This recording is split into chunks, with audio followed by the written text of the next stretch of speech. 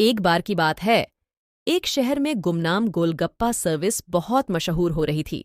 इस गोलगप्पा सर्विस को कौन चला रहा था, ये कोई भी नहीं जानता था, पर इसके बहुत से कस्टमर्स थे और सब जानना चाहते थे कि इतना अच्छा गोलगप्पा भला कौन बना रहा है। जब भी कोई गोलगप्पे ऑर्डर करता, गोलगप्पे उसके घर के बाहर पहुंच जाते थे और ऑर्डर देने वाले डिलीवरी मैन को भी कोई नहीं देख पाता था। एक बार आशा, जिसका हाल ही में इसी शहर के एक मशहूर कॉलेज में एडमिशन हुआ था, आशा का दिमाग हमेशा उल्टी सीधी चीजों में लगा रहता था। आशा एक ब्लॉगर थी जिस पर वो हमेशा अजीबोगरीब रहस्यमयी चीजों और भूतिया जगहों के बारे में डाला करती थी। आशा को व्यूज भी बहुत मिलते थे।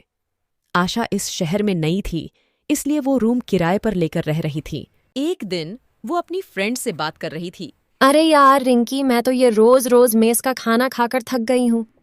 वही बोरिंग सा खाना अब मैं और नहीं खा सकती। चल ना, बाहर से कुछ चटपटा खाकर आते हैं।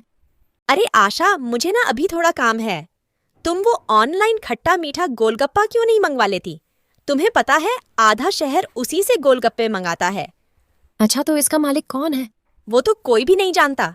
क्या? हाँ, अरे आशा, गुमनाम गोलगप्पा सर्विस के गोलगप्पे तो लाजवाब होते हैं, पर इसे चलाता कौन है वो नहीं पता। अच्छा, तो इसे कैसे मंगाऊं? अरे वो तो गुमनाम गोलगप्पा सर्विस की वेबसाइट है। तुम वहां जाकर अपना नाम और एड्रेस डाल दो और पेमेंट भी ऑनलाइन कर देना, और तुम्हारा गोलगप्पा तुम्हारे दरवाजे पर पहुंच जाएगा। ये तो सही है, फिर मैं भी इसे ट्राई करूंगी। ओके, फिर चलो, मैं चलती हूँ। पिंकी के जाने के बाद आशा भी घर निकल जाती है। आशा घर पहुंचते ही उस गुमनाम गोलगप्पा सर्विस की वेबसाइट को खोलती है और अपना नाम और एड्रेस डाल देती है। कुछ ही देर में उसके घर की डोरबेल बजती है, पर बाहर उसे कोई भी नहीं दिखता है। वहां बस गोलगप्पा का एक पैकेट था जो कि जमीन पर रखा था। उसे वहां रखकर कौन गया ये आशा नहीं देख पाती। अरे आखिर इतने स्पीड में गोलगप्पा को यहाँ रख कर गया कौन? पहले गोलगप्पे खाकर देखती हूँ। आशा गोलगप्पे उठाती है और अंदर रूम में चली जाती है। वो अपना पैकेट खोलती है और देखती है कि उसके अंदर जो गोलगप्पे रखे थे उससे बहुत अच्छी खुशबू आ रही थी। वो उसे खाती है और उसे गोलगप्पे बहुत पसंद आते हैं, पर खाने के बाद वो और भी ज्यादा हैरान हो जाती है और उसका ये जानने का मन करने लगता है कि आखिर ये गोलगप्पे बनाए किसने और इसे देने कौन आया था। फिर आशा सोचती है, अगर मैं ये पता लगा लूँ कि ये गुमनाम गोलगप्पा सर्विस कौन चला रहा है और इसके बारे में अपने चैनल पर अपलोड करूँ, तब तो मैं मशहूर हो जाऊंगी और मेरी वीडियो को बहुत व्यूज़ मिलेंगे। यस, अब तो मैं ये पता लगा कर रहूंगी कि इस गुमनाम गोलगप्पा सर्विस के पीछे आखिर हैं कौन। अगले दिन आशा फिर गोलगप्पे ऑर्डर करती है और उसके कुछ ही देर बाद ही उसके डोर पर पहुंच जाता है। पर इस बार भी आशा ये नहीं देख पाती कि गोलगप्पे देने आया कौन। कई दिनों तक यही चलता रहता है। फिर एक दिन आशा फैसला करती है, अब तो चाहे कुछ भी हो, मैं जानकर ही रहूंगी कि ये है कौन जो मुझे गोलगप्पे देने आता तो है पर दिखता नहीं।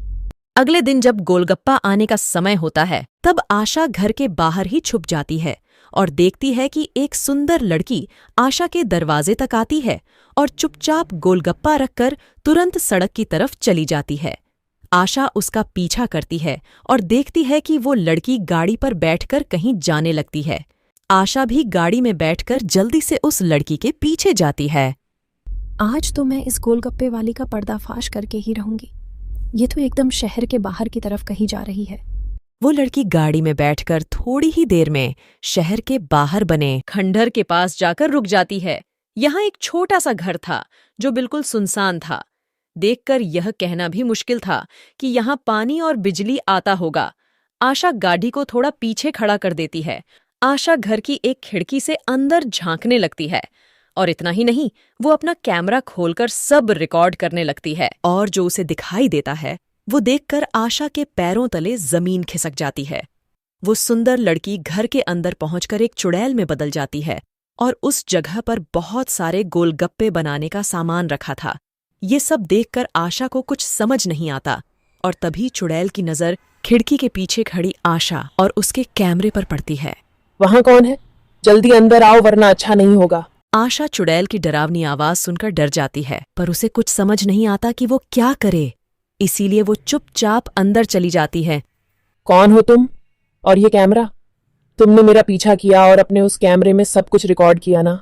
सब सच सच बताओ वरना अच्छा नहीं होगा। तुम यहाँ से जिंदा बचकर नहीं जा पाओगी।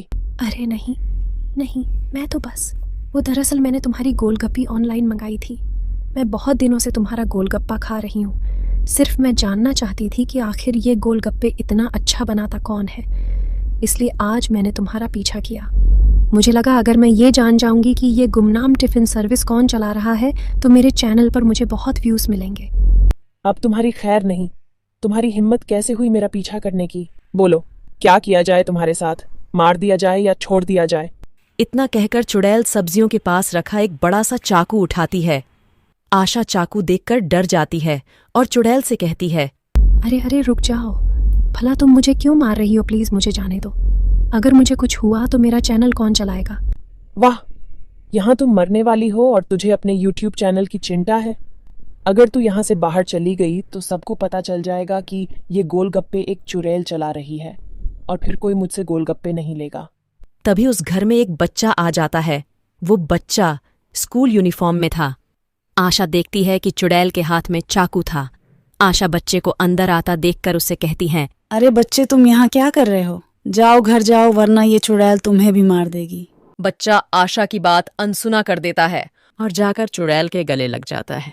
आशा ये सब देखकर दंग रह गई थी। क्या ये चुड़ैल तुम्हारी माँ है? मुझे तो कुछ भी समझ में नहीं आ रहा। हाँ, ये मेरा बेटा है।